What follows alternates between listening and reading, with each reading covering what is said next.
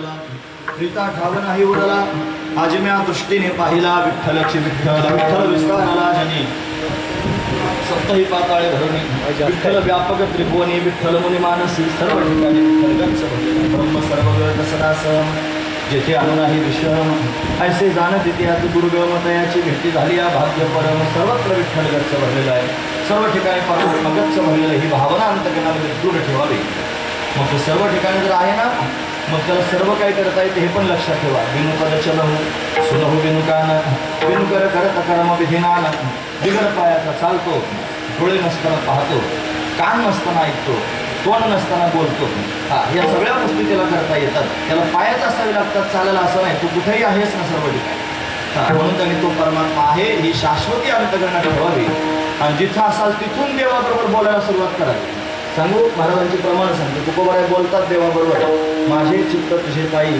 राही ऐसे करी काही धरोनिया बाही भवहा तारी दातार चतुरा तुश्रोमणी गुण लावण्याची खाणी मुकुट सकळामणी धन्य तुझी विठोबा करिया तिमिराचा नाश उदय होणे प्रकाश थोडी आशा पाश करी वास हृदयी पाहे गुंतलो नेनता माझी आसो तुम्हा चिंता तुका ठेवी माझा पायी आता तुकोबाराय देवाबरोबर बोलतायत महत्वाची गोष्ट सगळे संत भगवंताबरोबर संवाद करतात देवा माझ्या अंतर्गणात असे भाव आहेत आणि मला तुझ्याविषयी असं काही वाटतंय तू माझ्यासमोर प्रगट व्हावास अशी माझी इच्छा आहे वाटते पाहता शिनले डोळले डावीसे पावले कैव डोळा तू माये माऊली कृपेची सावले विठ्ठले पाहिले वास तुझे काबा मोकलिले कोणा निरविले कठीण कैसे झाले हृदय तुझे तुका म्हणे माझ्या आसावल्या बाह्या तुझं क्षेम द्यावया पांडुरंगा हे पांडुरंगा तुला आलिंगन देण्याकरिता माझे हात आसावलेत रे माझ्या डोळ्यांना त्यांनी अशा पद्धतीने तळमळ झाले कधी तुला पाहिन माझ्या इंद्रियासी लागले भांडण म्हणतील कान रसना राहिली करती तळमळ हस्तपाल भाड नेत्रासी दुकाळ पडिला थोर हे त्यांनी महाराज सगळी प्रमाणे तुम्ही पाहून घ्या देवाबरोबर संवाद करताय जर देव भेटत नाही त्याच्यावर भांडण सुद्धा करताय आमुची या भावे तुझं देवपण ते का विसरून राहिला असे समर्थाशी नाही उपकार स्मरण जिथे आठवण वाचून या हे सगळीची सगळी प्रमाणे बघा ना देवावर भांडण करून म्हणतात तुका म्हणे आता आलो खंडावरी प्रेम देवने हरी बुजवावे भांडण करून म्हणतात हे बघ तू जर आता माझ्या समोर प्रगट झाला नाही मला जर प्रेम दिला नाही तर तुझी भक्ती करायचीच बंद करून टाकीन तू निर्गुण असशील आम्हाला माहिती तसाच राहा आम्ही तुला सगुण साकार केलं आणि तुला देव म्हणून आमच्या समोर उभं केलं आम्ही जर तुझी भक्ती करणं बंद करून टाकलं कोण तुला देव म्हणेल तुला विटेवर आम्ही उभं केलं तुझ्या महापूजा आम्ही करण्याकरिता येतो आम्ही त्यांनी दिंड्या पताका घेऊन तुझ्या भेटीकरिता येतो तुला त्यांनी सगळ्या जगामध्ये मोठं करून ठेवलं आम्ही करून ठेवलं आणि तू आम्हाला विसरतोस आमच्या समोर प्रत्यक्ष प्रगट होत नाही भांडण करतात महाराज संत देवाबरोबर हे भांडण करण्याचं सामर्थ्य प्रत्येकात आहे लक्षात ठेवा मी काय सांगतो मला तुमच्या अंतकरणात ही भावना रुजवायची आहे कीर्तनकारांनी टार्गेट केलं पाहिजे काय काहीतरी त्यांनी लोकांच्या मनात एक मुद्दा तरी रुजला पाहिजे ना 2 तासात निदान नाही तर कहा गए तो कहा नाही क्या लाया तो कुछ नाही एवढा लांबून प्रवास करत त्यांनी यायचं आणि काहीच लोकांना नाही कळालं आणि त्याला नाही समजलं काय उपयोग आहे तुम्हाला एवढं जरी कळालं ना की आपल्याला भगवंताबरोबर बोलण्याचा अधिकार आहे आपल्यात भगवंतावर बोलण्याची क्षमता आहे तुम्ही भगवंतावर बोलण्याकरिता तुम्ही फार सुशिक्षित असले पाहिजे फार पोस्ट ग्रॅज्युएट झालेले असले पाहिजे असा अर्थ लावू नका तुम्हाला फार त्यांनी ज्ञान असलं पाहिजे भगवंतावर बोलण्याकरिता असं त्यांनी मनात आणू नका तुम्ही भोळे भाबडेच असा तू का म्हणे भोळा जिंकू जाणे कळी काळा तो भोळाच कळी काळाला जिंकू शकतो तुम्ही देवाबरोबर बोला आणि बोलून भगवंताच्या समोर त्यांनी कधीतरी अंतकरणातल्या भावना प्रगट करा देवाला आपल्या अंतकरणातल्या भावना सांगा काय सांगणार आहात देवाला तुम्हाला जे वाटतं ना ते थोड्या वेळानं सांगा विठोबा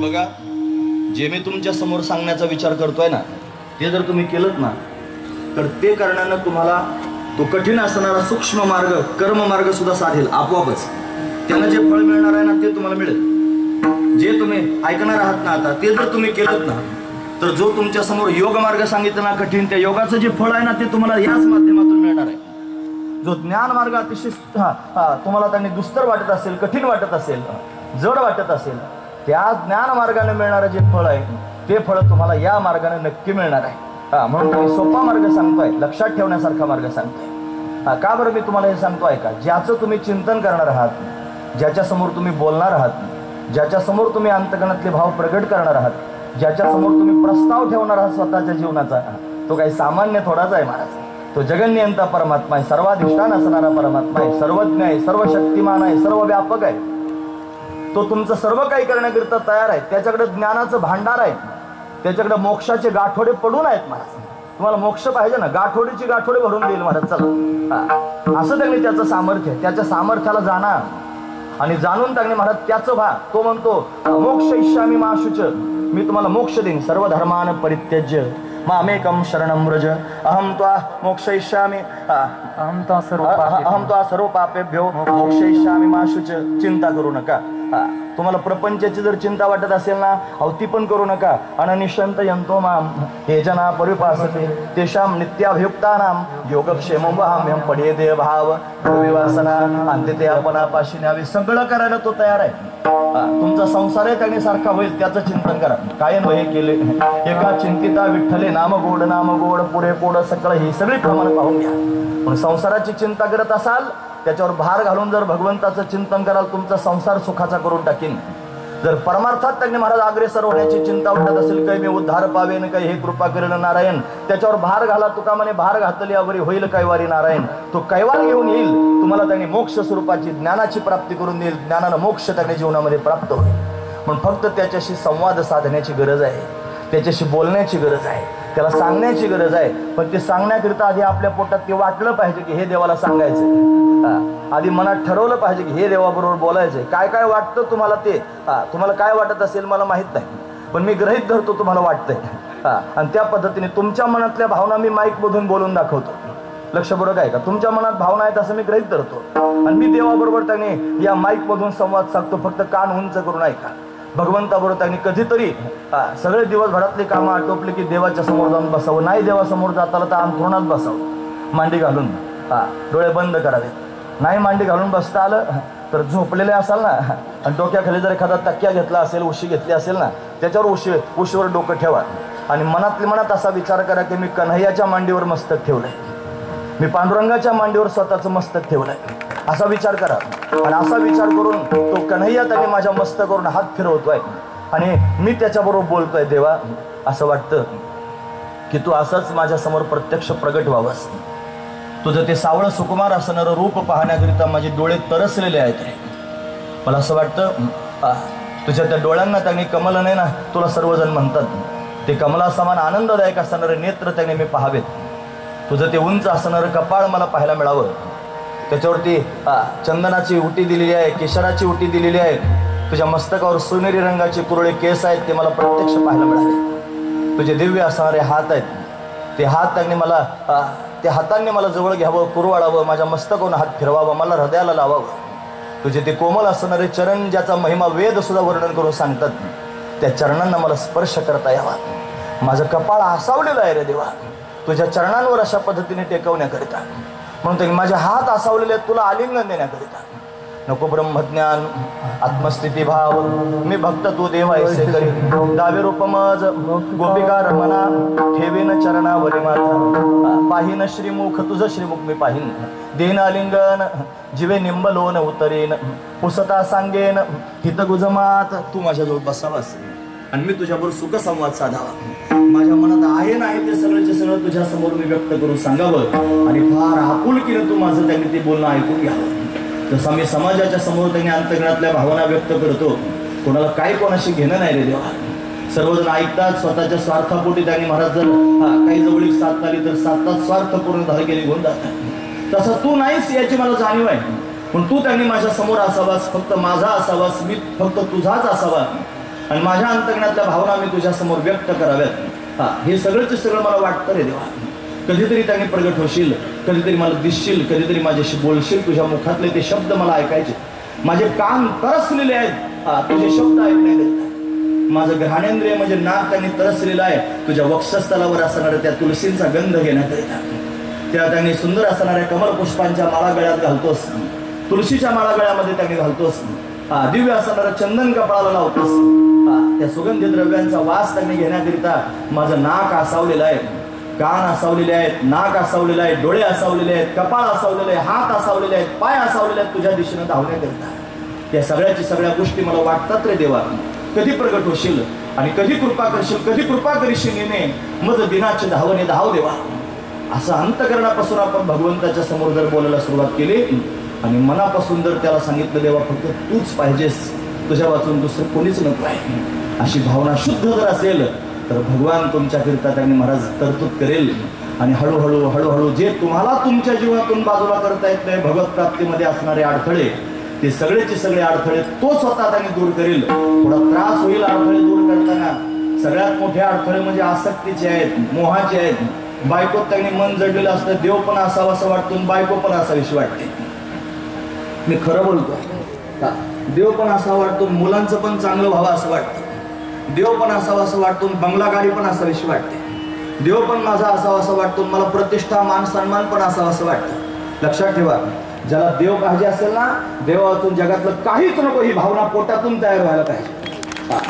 देवातून काहीच नको ही भावना, नाही तर नक्कल करतो होता. पण माझ्या सहित मी सांगतोय, फक्त नक्कल चालू आहे. कंबर बांधून तुमच्या समोर टमाटमा बोलण्यात काय त्यांनी बळ लागत नाही. तुमच्यावर वजन मारून घेण्यात आणि छाप करून घेण्यामध्ये काय मला जास्त श्रम पडत नाही, उलट चांगलं वाटतंय. आणखी महत्वाची गोष्ट आहे. म्हणून त्यांनी महाराज बोलणं फार सोपं असतं. मनात कल्पना सुद्धा येत नाही, बायकोचा वियोग झाल्यानंतर त्याने काय होईल कल्पना सुद्धा करू शकत नाही माणूस. मुलाचा त्याने वियोग व्हावा कल्पना सुद्धा होऊ शकत नाही मनामध्ये. देवानं कृपा केल्यानंतर सगळ्या गोष्टी होतात. तुमच्यापैकी बऱ्याच लोकांनी कोंडाजी बाबांना पाहिलं असेल. वैकुंठवासी श्री संत कोंडाजी बाबा डेरे महाराज, जिथं जिथं प्रपंचात त्यांनी हात घालतील एखादं काम करण्याकरता तिथं हाताला मातीच सापडत होती. कुठंच यश आलं नाही, अपयशच यायला लागलं. मग लक्षात आलं, मी रोज म्हणतोय देवाला तुझं करून घे, तुझं करून घे. देवच कृपा करतोय, बाकीचं सगळं बाजूला करतोय. ज्या दिवशी जीवनामधून सगळं जायला सुरुवात होईल ना, त्या दिवशी समजायचं देवानं कृपा केली महाराज. हे ऐकायला कठीण वाटतं, लक्षात भीती वाटते माणसात, मनात धसका बसतो. यांचा वियोग झाल्यावर काय करू, कल्पना सुद्धा मनात सहन करू शकत नाही माणूस. पतीचा वियोग, पत्नीचा वियोग, मुलाचा वियोग, घर संपत्तीचा वियोग, मान प्रतिष्ठेचा वियोग, वैभवाचा संपत्तीचा वियोग, कल्पना सुद्धा माणूस करू शकत नाही. ही कल्पना सुद्धा वेदना देते. आणि प्रॅक्टिकलात बाजूला व्हायचं म्हणल्यानंतर त्यांनी काय होईल. आणि खरं सांगतो, याच्यापासून प्रॅक्टिकलात बाजूला झाल्याशिवाय परमात्म्याचं होता येत नाही. आणि जर होण्याचा प्रयत्न करत असाल तर नाटक करतात. नाटक करायचं नाही, ते नाटक देवाला कळतं, माझंही कळतं त्याला. हा महत्वाचा विचार आहे. फक्त नाटक त्यांनी महाराज देवाला सहन होत नाही, म्हणून मी नाटक करू नये.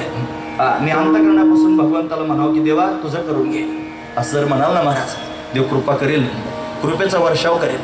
महाराज म्हणतात, बहु आहे करुणावंत, अनंत हे ना म्हणजे फार करुणावंत आहे, फार दया त्याच्या अंतकरणात आहे, फार प्रेम त्याच्या अंतकरणात आहे. भक्त वत्सल त्याला म्हणलं जातं. करुणा सिंधू त्याला म्हणलं जातं, दयानिधान त्याला म्हणलं जातं, गुणनिधान त्याला म्हणलं जातं. तो असाच आहे महाराज.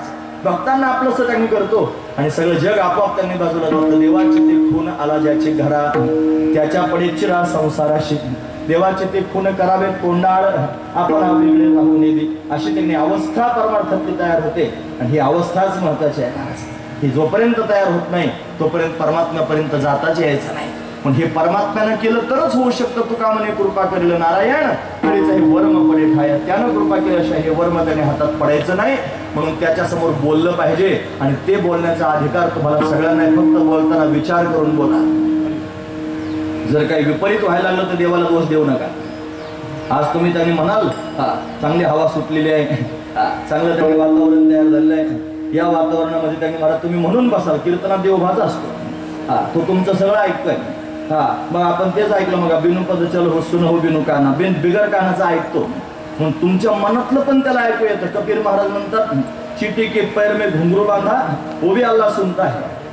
मुंगीच्या पायात घुंगरू बांधलं ते पण देवाला ऐकू जातं महाराज. असं सगळ्यांचं ऐकणार आहे, तुमच्या मनातलं त्याने ऐकेल. इथं बसून जर त्याच्या समोर संकल्प कराल ना, देवा तुझंच करून घे, मग फक्त लक्षात ठेवा तोच राहील, फक्त बाकी कोणी राहणार नाही.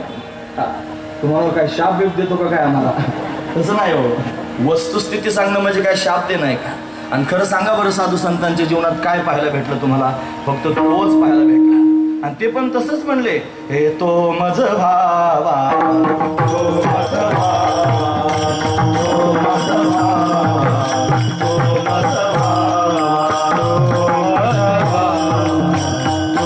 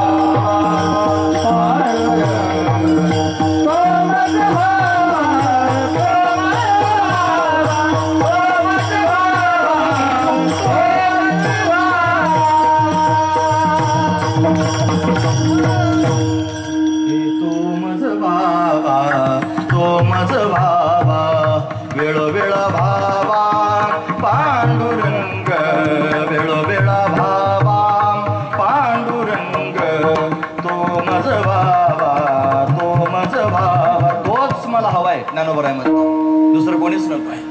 असं ज्या दिवशी होईल त्या दिवशी तो कृपा करेल महाराज. मग विठू तुझे माझे राज्य आहे अनेकाचे काज, मग दुसऱ्याचं काही काम नाही महाराज. अशा स्थितीत गेल्यानंतर तो येईल आणि तो आनंद देण्याकरिता येईल, तो सांभाळण्याकरिता येईल.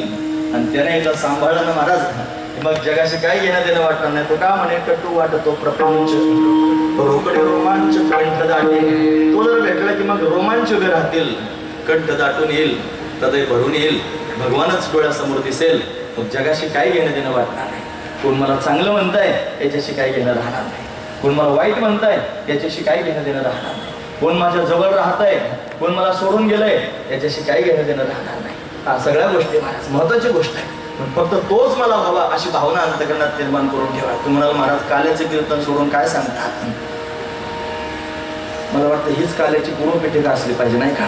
तुमच्या जीवनात जर असं नाही झालं तर देव कधी तुमच्यावर काला करायला यायचा होता. काला किती लोकांमध्ये होतो?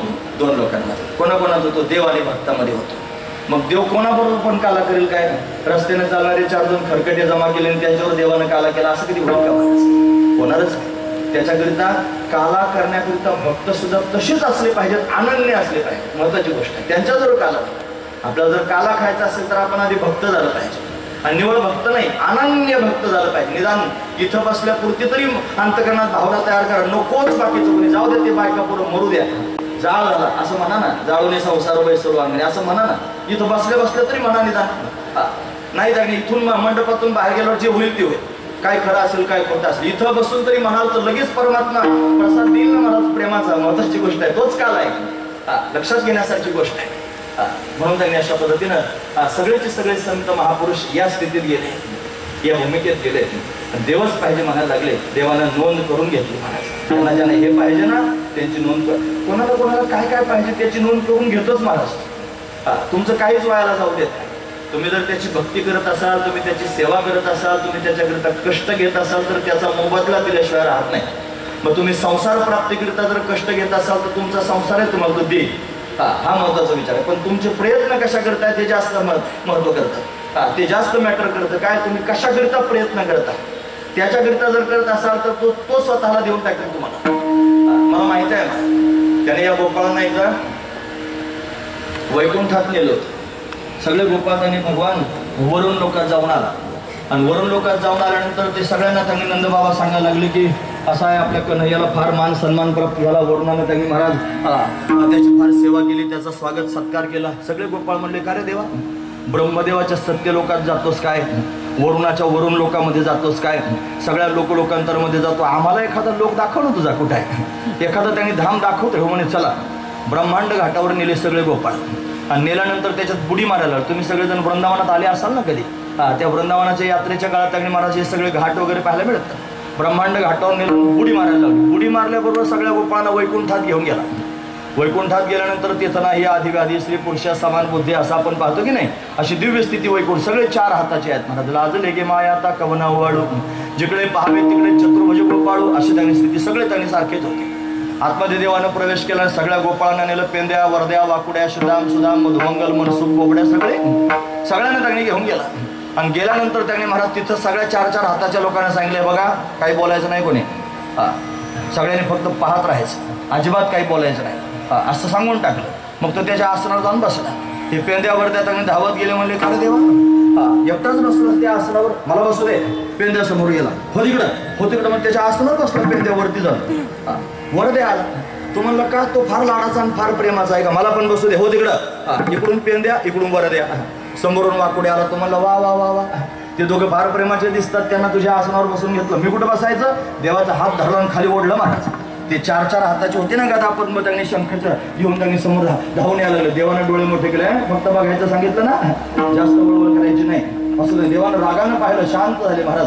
देव स्वतः खाली उतरला आणि त्या वाकुड्याला त्यांनी अशा पद्धतीने स्वतःच्या आसनावर बसवलं. हा जर प्रसन्न झाला तर स्वतःचं आसन सुद्धा देऊन टाकतो महाराज. याच्यापेक्षा त्यानं अजून काय करायला पाहिजे. तो प्रसन्न झाल्यानंतर सर्वस्व देऊन टाकतो, स्वतःला देऊन टाकतो. त्याला मागा तो मिळेल, त्याच्याकडं मागाल जे मागाल ते मिळेल. महत्वाची गोष्ट आहे. त्याला मागा तो मिळेल. त्याच्याकडे मागाल तुम्ही जे मागाल ते मिळेल. महत्वाचे आपण काय मागतो त्याला जास्त महत्व आहे. त्याला जर मागत असाल तर तो आपल्या समोर प्रत्यक्ष प्रगट होऊन आपल्या सर्वांना सांभाळण्याकरिता तयार आहे महाराज. पण सगळ्या ऋषीमुनींनी त्यांनी तपश्चर्या केली, त्यांना वर्म कळालं. तुका म्हणे आम्हा कळले त्यांचे वर्म, जे जे कर्म धर्म नाशिवंत. तुकोबराय म्हणतात समचरण दृष्टी विटेवरी साजरी, तेथे माझी हरिवृत्ती राहो. आणि कना लगे माईक पदार्थ, तेथे माझे आर्त नको देवा. ब्रह्मादिक पदे दुःखाची शिराने, तेथे दुष्चित्त धनी जोडो देसे.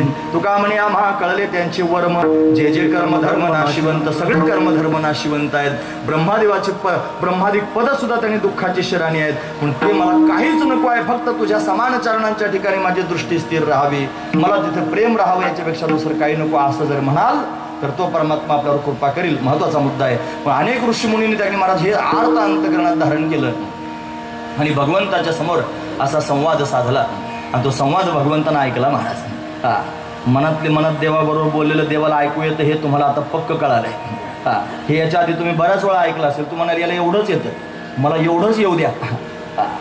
मला मी जे सांगतोय ना, कोणी म्हटलं ना मला की तुला एवढंच येतं, एवढंच येऊ द्या. पण 4 वर्षातून तुम्ही ऐकता आहात, तुमची बॅटरी चार्ज झाल्याशिवाय राहणार नाही महाराज. मी तुमच्यासमोर 100 वेळा जरी हे सांगितलं असलं ना, एखादाच पाहायला मिळेल महाराज की त्याचं हे पाठ आहे आणि त्याच्या लक्षात राहिलेलं आहे. माणूस प्रवाहात वाहत जातो, त्याला विसर पडतो, त्याला उजाळा पण झाला पाहिजे ना. हा उजाळा समजा. महत्त्वाचा मुद्दा मी तुमच्यासमोर सांगतोय, गरजेचा मुद्दा मी तुमच्यासमोर सांगतोय. मला अभंगाचं चिंतन पण मांडता येईल महाराज. आमचे गुरुजी होते ना त्यावेळेला, त्यांना ते चिंतन फार आवडायचं. मी ज्यांच्याकडे शिकलो, परमपूजनीय आदरणीय प्रातस्मरणीय वैकुंठवासी पंढरीनाथ महाराज देवकर, ज्यांच्याकडे माझं ग्रंथांचं चिंतन झालं. पण अभंग सोडाच म्हणलं की अभंगाचंच चिंतन त्यांनी मांडायचं. मला माहिती आहे, मी अभंगाचे तुकडे तुकडे करून समोर तुमच्या ठेवू शकतो, परत जोडून तुम्हाला सांगू शकतो. माणसाला अक्कल असली की काही करतो माणूस.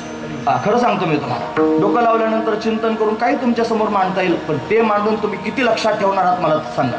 आणि हे जे मी सांगतो हे तुमच्या मनात घुसतं की नाही ते पण मला सांगा. हे जर मनात घेऊन गेलात तर कन्हैयावर प्रेम कराल, आणि त्याच्यावर प्रेम कराल तर जे कधीच पाहिलं नाही ते खायला भेटेल, महत्वाची गोष्ट आहे. ते भोगायला भेटेल, महत्वाची गोष्ट आहे. असू द्या. म्हणून भगवंताशी संवाद साधता येतो, भगवंताशी बोलता येतं, भगवंताने त्याची नोंद घेतो. सगळ्या ऋषीमुनीने भगवंताचं चिंतन केलं. देवा तू मला हवायस, तुझी संगती हवी आहे, तू त्याने दिसावास, तू बोलावास अशी अपेक्षा अंतकरणात आहे. भगवंताने ते जाणलं. अनेक प्रकारचे लीला करतो, अनेक अवतार धारण करून येतो.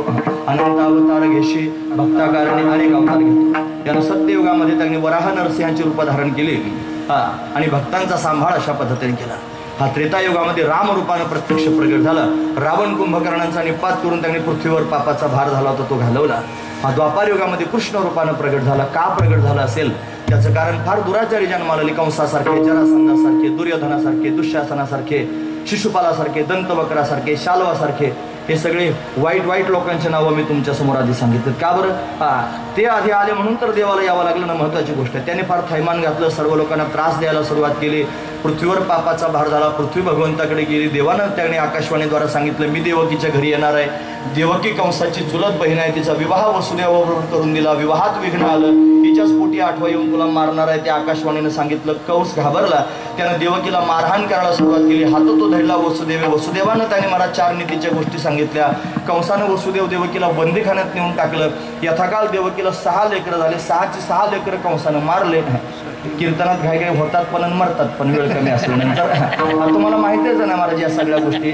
म्हणून ते तुम्ही याच्या आधी अनेक वेळेला ऐकले. मग सांगायचं नाही का? सांगितलं ना महाराज मी तुमच्यासमोर. जेवढं सांगितलं जशा शब्दात सांगितलं तुमच्या मनात सुद्धा उतरलं महाराज ते. बघा 6 लेकरं झाले मारले कंसानं. 7वा गर्भ आला, तो योगमायेनं पळवला. तो रोहिणीच्या गर्भात नेऊन स्थापन केला. रोहिणी ती वसुदेवाचीच पत्नी आहे, पण नंदराजाच्या आश्रयाला जाऊन राहिली होती.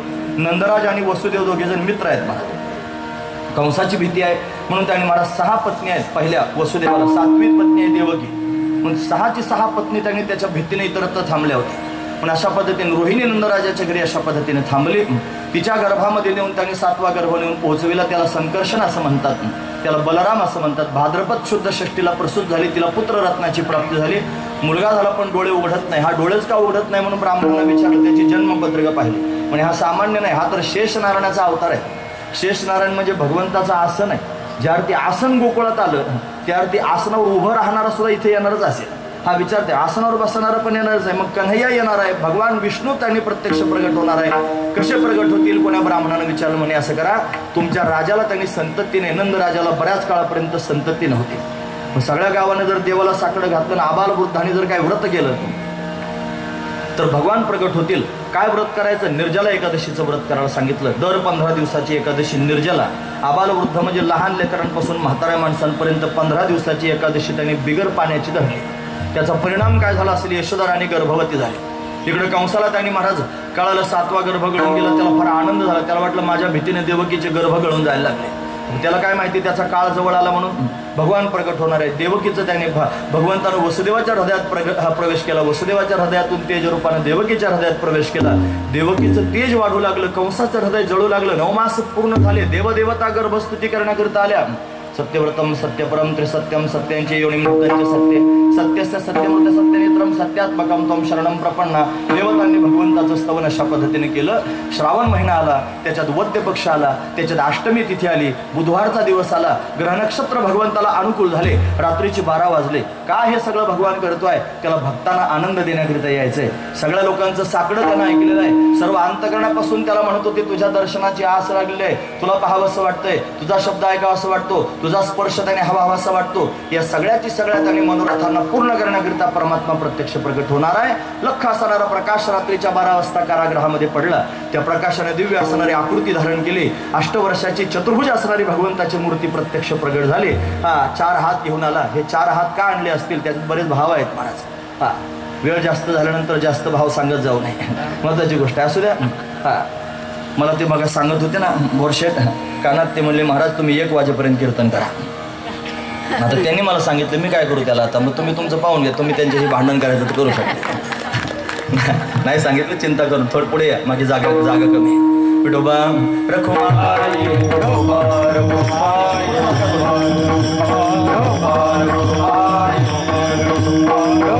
रखुमाई